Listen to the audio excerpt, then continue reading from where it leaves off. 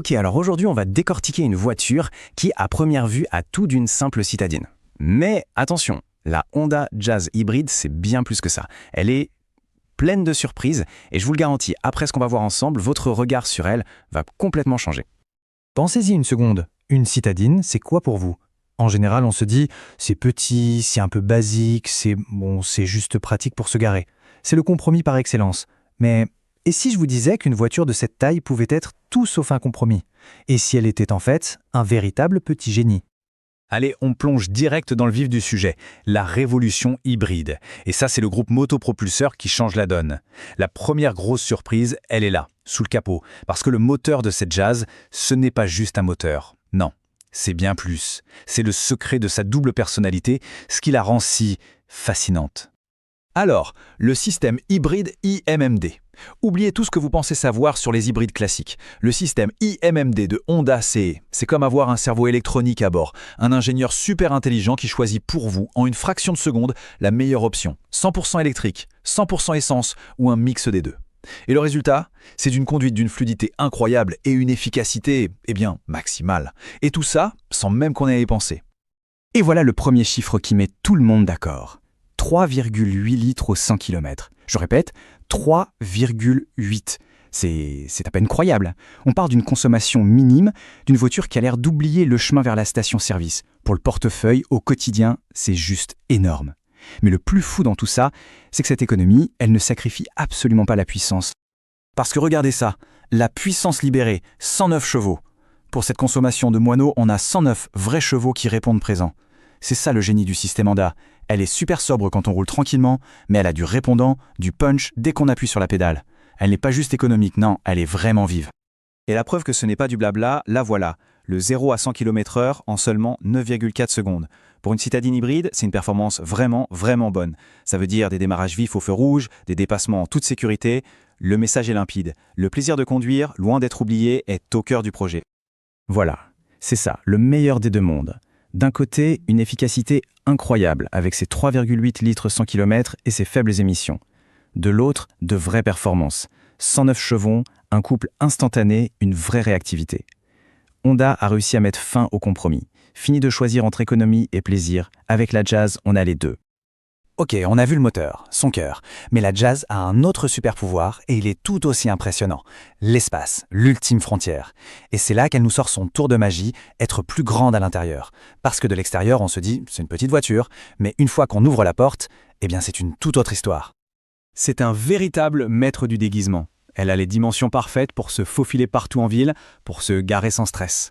Mais la question qui brûle les lèvres, c'est comment est-ce possible d'avoir autant d'espace à l'intérieur?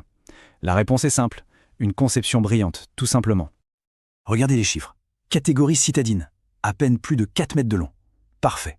Mais le chiffre qui change absolument tout, c'est sûr, le volume du coffre. 304 litres. Pour vous donner une idée, 304 litres, c'est ce qu'on attend d'une voiture de la catégorie supérieure, une compacte. C'est juste énorme pour une citadine. Mais ce coffre gigantesque n'est que le début de l'histoire. Le vrai secret, le coup de génie, ce sont les fameux sièges magiques. Alors là, attention, non seulement on peut rabattre les dossiers pour avoir un plancher parfaitement plat, mais on peut aussi, et c'est là que c'est dingue, relever les assises, un peu comme des sièges de cinéma. Et là, ça ouvre un espace immense pour transporter des objets hauts, une grande plante, un petit meuble. C'est une polyvalence qu'on ne trouve nulle part ailleurs. C'est simple.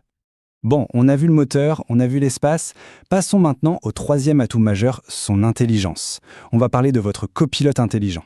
Parce que la Jazz, ce n'est pas qu'une voiture pratique et économique, c'est aussi un véritable bouclier de technologie qui veille sur vous en permanence. Et là, accrochez-vous bien, parce que la liste des aides à la conduite est juste vertigineuse. On a 6 airbags, bien sûr, mais aussi le système de freinage d'urgence, l'aide au maintien dans la voie, le régulateur de vitesse adaptatif qui gère tout seul les bouchons, la reconnaissance des panneaux, le détecteur d'angle mort, l'aide au démarrage en côte, la détection de fatigue, la caméra de recul. J'arrête là. C'est simple, c'est un arsenal technologique qu'on s'attend à trouver sur une berline de luxe, pas sur une citadine. Le niveau de sécurité est juste exceptionnel. Ok, elle est performante, elle est spacieuse, elle est sûre, mais est-ce qu'elle est agréable à vivre au quotidien? La réponse est un grand oui. Bienvenue dans le cockpit premium. L'idée de Honda, c'est d'élever la conduite de tous les jours. Que chaque trajet, même pour aller chercher le pain, soit un petit moment de plaisir. Et ça se traduit par une tonne de détails qui changent tout. Le démarrage sans clé, on entre, on appuie sur un bouton et c'est parti. La clim est automatique, elle gère la température parfaite. Les phares et les essuie-glaces sont automatiques aussi. La voiture s'occupe de tout. Et le petit plus, la cerise sur le gâteau, les sièges avant chauffants. C'est ce genre d'équipement qui vous fait sentir que vous n'êtes pas dans n'importe quelle citadine. C'est un autre niveau. Et bien sûr, pour rester connecté, tout tourne autour de ce bel écran tactile de 9 pouces. Il est grand, il est réactif, il est simple. Bluetooth, ports USB, commande au volant, tout y est. On connecte son téléphone et on a accès à sa musique, ses contacts, bref, tout ce qu'il faut pour être connecté en toute sécurité sans jamais lâcher la route des yeux. Alors, si on fait le bilan, on a quoi?